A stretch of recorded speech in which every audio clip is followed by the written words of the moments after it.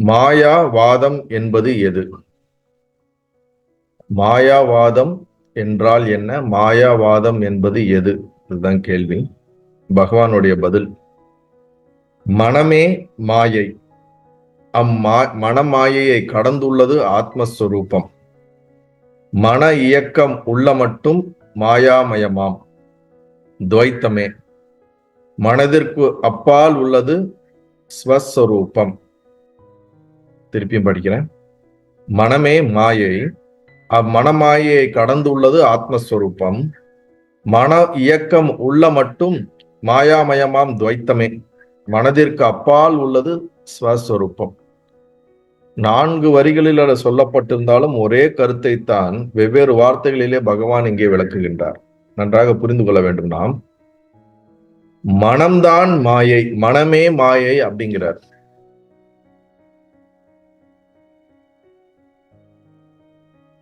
ரொம்ப சிம்பிளான நேரடியான ஒரு விளக்கம் எது என்றால், மனம்தான் மாயை. நமக்கு இருக்கக்கூடிய மனம்தான் மாயை என்று பகவான் சொல்லி இருக்கின்றார். ஆத்மா என்பது அந்த மாயையை கடந்து உள்ளது. எப்பொழுது வரைக்கும் நமக்கு மனம் இருக்கிறதோ அப்பொழுது வரைக்கும் ஆத்மாவை நாம் அறிவதில்லை, உணர்வதில்லை.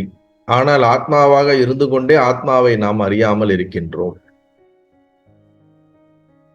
மன இயக்கம் உள்ள மட்டும் துவைத்தமே, மாயாமயமாம், துவைத்தமே. நம் மனம் இயங்கிக் கொண்டிருக்கிற வரைக்கும் துவைத்தமான விஷயங்கள் தான் நம்மால் அறியப்பட்டு உணரப்படுகின்றது.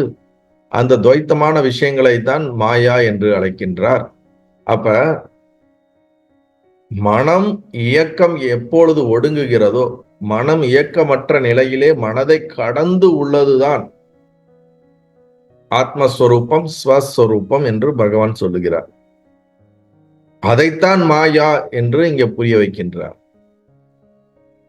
அப்ப வெளியில ஏதோ பெரிய விஷயமா மாயை இருக்கு, அதையெல்லாம் நம்ம கடந்து போறது ரொம்ப கஷ்டம்லாம் நம்ம நினைக்கிறோம். உண்மையில என்னன்னா, நம்ம மனதை கடந்து விட்டோம் என்றால் மாயையை கடந்து விட்டோம் என்று அர்த்தம். அப்ப நம்ம நேரடியா ஒர்க் பண்ண வேண்டிய இடம் எதுன்னா நம் மனம் மட்டும்தான். மனதை எந்த அளவுக்கு நாம் நிர்மூலமாக்குகிறோமோ, எந்த அளவுக்கு அதை இல்லாமல் செய்கின்றோமோ, தானாக அங்கே ஆத்மஸ்வரூபம் பிரகாசப்படுத்தப்படுகிறது. நாம் கண்களை மூடி இருப்பதினால் சூரியனுடைய வெளிச்சம் நம்மால் அறிய முடியவில்லை. கண்களை நாம் திறந்தோம் என்றால் சூரியனுடைய பிரகாசம் எல்லா இடத்திலும் எப்பொழுதும் இருந்து கொண்டுதான் இருக்கின்றது. அதுபோல நம் மனம் என்ற நம் கண்ணானது திரையால் மூடப்பட்டிருக்கிறது. அந்த திரைக்குத்தான் மாயை என்று சொல்லுவது.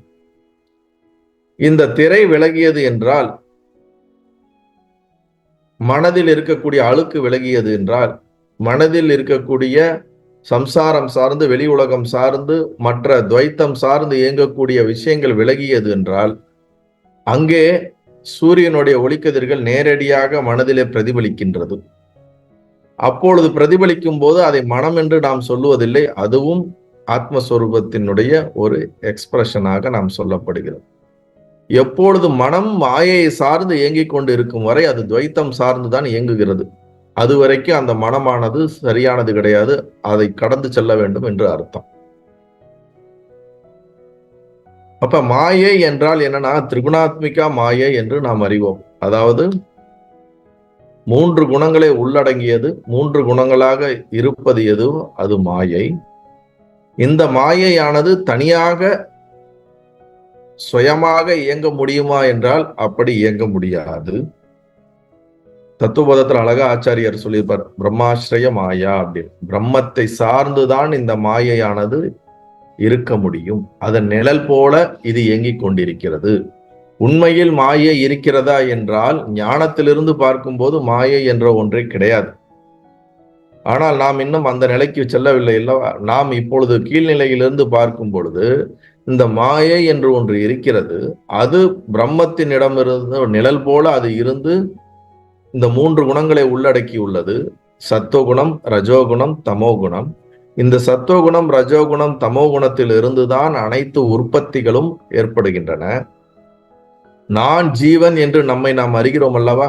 நமக்கு மனம் இருக்கிறது அல்லவா? நமக்கு புத்தி இருக்கிறது அல்லவா? இந்திரியங்கள் இருக்கிறது அல்லவா? சரீரம் இருக்கிறது அல்லவா? வெளி உலகத்திலே பஞ்சபூதங்கள் இருக்கிறது அல்லவா? அப்ப எதுவெல்லாம் படைக்கப்பட்டிருக்கிறதோ, எதுவெல்லாம் நம்மால் அறியப்படும் பொருளாக இருக்கிறதோ, அறிபவனாகிய இந்த மனமும் இவை அனைத்தும் மாயாவால் உற்பத்தியானது. இந்த விஷயங்கள் நிலையாக சத்தியமாக இருக்கும் வரை உண்மையான சத்தியத்தை நம்மால் அறிய முடியாது. இது பொய் என்று நம்மால் அறியப்படும் பொழுது, இது ஒதுக்கப்படும் பொழுதுதான், விளக்கப்படும் பொழுதுதான் உண்மையான சத்தியம் அறியப்படுகிறது. உண்மையில என்ன ஆழமா சொல்லணும்னா, மாயையை கண்ணால் பார்க்க முடியாது, காதால் கேட்க முடியாது, நுகர முடியாது, தொட்டு உணர முடியாது. அது இன்னதென்று வார்த்தைகளால் விளக்க முடியாது. அவாச்சியம் என்று சொல்வோம். அதாவது வார்த்தைகளால் விளக்க முடியாது மாயைய. நாம ரூபங்கள் அற்றது மாயை. 3 குணங்கள் விதைக்குள்ளே எப்படி வீரியம் இருக்கிறதோ, அந்த வீரியம் இருக்கிறதுனால்தான் அது ஒரு செடியாகவோ மரமாகவோ வெளிப்பட்டு இருக்கிறது என்று நாம் அறிகிறோம்.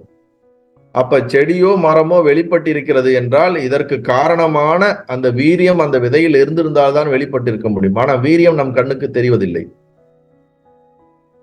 டிஎன்ஏ கூட வச்சுக்கலாம், அதுதான் எக்ஸ்பிரஷன் ஆகுது. அது போல இந்த உலகம் நம்மால், பஞ்சபூதத்தினால் ஆன இந்த உலகம் நம்மால் அறியப்படுகிறது என்றால், இந்த சரீரம் மனசை நாம் அறிகிறோம் என்றால், இந்த அறியப்படுகின்ற இந்த படைக்கப்பட்டிருக்கிற அனைத்தும் இதற்கு முன்பு காரண ரூபமான, இந்த முக்குணங்களிலான காரண ரூபமான ஒரு இடத்தில் இருந்துதான் இப்பொழுது காரியமாக வெளிப்பட்டிருக்கிறது. நம்மால் இந்திரியங்களால் பார்த்து உணரப்படுவதும் மனதால் அறியப்படுவது எல்லாமே காரியத்தினால் வெளிப்பட்டு விட்டது.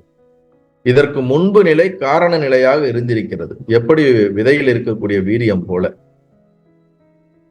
அப்படி இந்த மாயையானது நாமரூபங்கள் இல்லாமல் அவாய்ச்சிய வார்த்தைகளுக்குள் உள்ளடக்க முடியாது. இது இப்படி என்று நம்மால் என்ன பண்ண முடியாது, சொல்ல முடியாது. இந்த சரீரத்தை நான் என்று நாம் அபிமானம் வைத்துக் கொண்டிருக்கும் வரை மாயையால் பீடிக்கப்பட்டவர்கள் நாம், மனதினால் பிடிக்கப்பட்டவர்கள் நாம். எப்பொழுது வரைக்கும் இந்த சரீரம் நான், இதில் இருக்கக்கூடிய ஆள் நான், என் மனசு, என் உடம்பு, என்னுடைய உலகம், என்னுடைய உறவு அப்படின்னு என்னைக்கு வரைக்கும் உங்களுக்கு இந்த நான் என்ற உணர்வானது சரீரத்தை பிரதானமாக அபிமானம் கொண்டு இயங்கும் பட்டால், அப்ப மனதின் இயக்கத்தினால் இயங்கிக் கொண்டிருக்கிறோம் என்று அர்த்தம். மனதினால் பிடிக்கப்பட்டுத்தான் மனம்தான் இயங்கிக் கொண்டிருக்கிறது என்று அர்த்தம். அதுவரைக்கு மாயையிலிருந்து நாம் விடுபடாத நிலையில் இருக்கின்றோம். அழகா சொல்றாங்க. அதாவது சரீரமே நான் என்னும் அபிமானம், உலகம் சத்தியம் என்னும் மயக்கம் உடையவர்கள் மாயை உடையவர்கள். யாருக்கெல்லாம் மாயை இருக்குன்னு ஒரு கேள்வி வரும் பொழுது, யாருக்கெல்லாம் இந்த உலகம் உண்மைன்னு நினைக்கிறாங்களோ, யாருக்கெல்லாம் இந்த உடம்பு, இதுல இருக்கிற ஆளு நான் உண்மை நினைக்கிறானோ, அவன் எவ்வளவு காலம் நினைக்கிறானோ அவ்வளவு காலம் அவன் மாயையில இருக்கிறான்னு தான் அர்த்தம். சிம்பிளா நான் தெளிவடைஞ்சிட்டானா இல்லையா, நான் ஞானம் அடைஞ்சிட்டேனா இல்லையான்னா உங்களே நீங்க கேள்வி கேட்டுக்கலாம். இந்த உலகம் சத்தியம், நான் சத்தியம், இந்த உடம்பு சத்தியம், என்னுடைய எமோஷன் சத்தியம், இது அனைத்தும் சத்தியம் என்ற உணர்வு எனக்கு இருக்கிறதா என்றால், ஆமா என்று உங்களுக்குள்ளே உங்க மனதிலிருந்து ஒரு குரல் வந்தால் கண்டிப்பாக புரிந்து கொள்ளுங்கள், இன்னமும் மாயை வசத்தில் தான் நான் உள்ளேன் என்று. இதுதான் உங்களே நீங்க எவால்வேட் பண்ணிக்கூடிய ஒரே விஷயம். எப்பொழுது உங்களுக்குள்ளே சத்தியமான மனதை கடந்து உள்ள, மாயை கடந்து உள்ள ஆத்மஸ்வரூபம் நான் என்று நீங்கள் உங்களை அறிந்தீர்கள் என்றால், அனுபவித்தீர்கள் என்றால், கண்டிப்பாக இந்த சரீரத்தையோ மனதையோ இந்த உலகத்தையோ எதையுமே நான் என்று உங்களால் அபிமானம் பண்ண முடியாது. ஒன்னு பிளாட்ஃபார்ம் அந்த பிளாட்ஃபார்ம்ல இருக்கணும், இல்லாட்டி இந்த பிளாட்ஃபார்ம்ல இருக்கணும். இங்க இருந்தீங்கன்னா அதை உங்களுக்கு தெரியாது, அங்க இருந்தீங்கன்னா இது கிடையாது. ரெண்டுக்கு நடுவுல எல்லாம் நம்ம இங்க ஒரு கால் அங்க ஒரு கால் வைக்க முடியாது. ஒன்று ஞானத்தை உணர்ந்த ஞானியாக இருக்க முடியும், இல்லாட்டி உணராத அஞ்ஞானியாக இருக்க முடியும். ஒன்னு மாயை என்னதென்று உணர்ந்து மாயையினால் விடுபட்ட ஒரு ஆத்மஸ்வரூபமான ஜீவன் முக்தனாக இருக்க வேண்டும். அப்படி இல்லை என்றாலே வேற வழியே இல்லை, நாம மாயையினால் பீடிக்கப்பட்ட, மனதினால் ஆட்சி செய்யப்படுகின்ற ஒரு சாதாரண ஒரு ஜீவாத்மாவாகத்தான் நாம் இருக்கிறோம். சரீரத்தை நான் என்று அறிகிறோம் என்று புரிந்து கொள்ள மட்டும். அதனாலதான் சொல்றாரு இங்க, மனம் இயக்கம் உள்ள மட்டும் மாயாமயம் துவைத்தமே. துவைத்தம் என்றால் எனக்கு ஒன்றுக்கு மேற்பட்டது, 2, 3 என்று தோற்றங்கள் இருக்கிறது எல்லாமே துவைத்தம் தான். இப்ப ஆத்மஸ்வரூபம் நான் என்று உங்களால் உணரப்பட்டால் அனைத்தும் ஏகம், இருப்பது ஒன்றுதான் என்று உங்களுக்கு புரியும். 2வது ஒன்று இருக்கிறது அப்படின்னு வரும்பொழுதே அங்க மனம் வந்து விடுகிறது. இப்ப எங்க தெரியுமா ஃபைட் நமக்கு? நான் மனசா நான் ஆத்மாவா? நான்ற உணர்வு மனமா என்னை உணர்கிறேனா, ஆன்மாவாக என்னை உணர்கிறேனா? அங்கதான் ஃபைட்டு. வெளி உலகத்துல ஒரு ஃபைட்டும் கிடையாது நமக்கு. வெளி உலகம் பாட்டு அது எப்படி இருக்குது, அது இருக்குது, மாறுது, மாற்றத்துக்கு உட்படுறது, அதை பத்தி நமக்கு பிரச்சனையே இல்லை. இந்த உடம்பை பத்தியும் நம்ம ரொம்ப எல்லாம் ஆராய்ச்சி பண்ணவே தேவையில்லை. அது அதுக்கான சிஸ்டமேட்டிக்கா இயங்கிட்டு இருக்கு. பிரச்சனை நம்ம விசாரம் எங்க பண்ண வேண்டும் என்றால், நான் என்னை மனமாக உணர்கிறேனா, நான் என்னை ஆத்மாவாக உணர்கிறேனா? இந்த கேள்விக்கு தான் நாம பதில். உண்மையான பதில் என்னவென்றால், நான் ஆன்மா என்ற உணர்வு தான். ஆனால் என்னை நான் அறிவது மனம் என்று அறிகிறேன் என்றால், இங்க இருந்து நீங்க அங்க ஷிஃப்ட் ஆகணும். இந்த நான்ற உணர்வு அங்க ஷிஃப்ட் ஆகணும், அவ்வளவுதான். அதுக்கு செய்யப்படுறதுதான் மொத்தம் எல்லாமே, வேற எதுவுமே கிடையாது. அதுதான் சாதனை, அதுதான் நம்ம வாழ்க்கையில நம்ம பண்ணக்கூடிய விஷயங்கள். வார்த்தைகளால் சொல்ல இயலாத மாயையை கண்டவர் யாரும் இல்லை. யாருமே பார்த்ததே இல்லை மாயைய.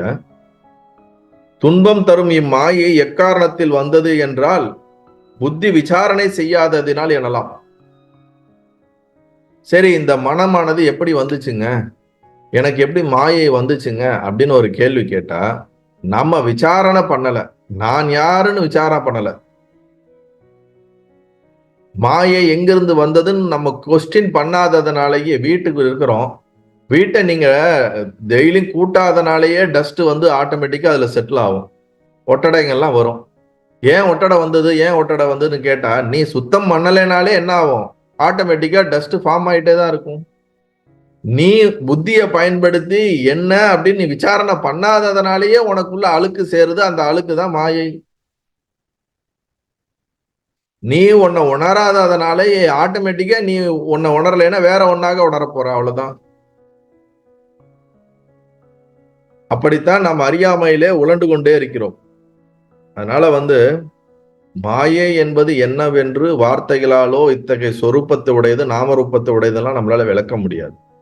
அது வெளிப்பட்டதுக்கு அப்புறம் இருக்கக்கூடிய இந்த உலகத்தை பார்த்துதான், இதுல இருந்து தான் நாம பின்னோக்கி நாம ஆராய்ச்சி பண்ணி போகும்பொழுது மாயையானது நாமரூபங்கள் வார்த்தைகளால் விளக்க முடியாத ஒரு 3 குணங்களை உள்ளடக்கியது என்று நாம் அறிகின்றோம். சாஸ்திரமும் நமக்கு அதை சொல்லுகின்றது. அதனால இந்த மனசை ஆராய்ந்து கொண்டு உள்ளே போனாலே போதும், மனமாயிலிருந்து விடுபட்டு விடுவோம். இப்ப இந்த இடத்துல நான் மனசுன்னு சொல்றது அந்த கரணம் என்று சொல்லக்கூடிய நாளையும் சேர்த்துதான் இங்க பகவான் சொல்றார். புத்தி, மனசு, சித்தம், அகங்காரம், இந்த 4ம் சேர்ந்தது அந்த கரணம். அதாவது உள்ளே இருக்கக்கூடிய கருவி.